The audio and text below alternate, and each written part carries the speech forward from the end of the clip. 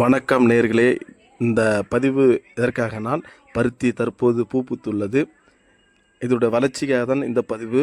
ஆரம்பத்தில் நான் விதை குரோ பேக்கில் போடுவதிலிருந்து நான் பதிவு செய்து உள்ளேன். இப்போது பருத்தியின் பூக்கள் சிறியதாக வைத்துள்ளது. அது மட்டும் இல்லாமல் அதில் ஊடு பயிராக போட்டுள்ள வெள்ளேரியும் பூ பூத்து காய் வைத்துள்ளது.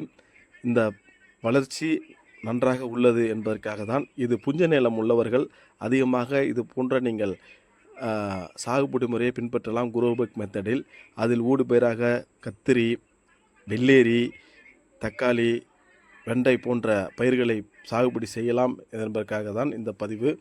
இது மக்கி போனாலும் நீங்கள் மாற்று சாக்கை நாம் எப்படி செட் பண்ணுவது என்பதையும் அடுத்த பதிவில் நான் போடுகின்றேன்.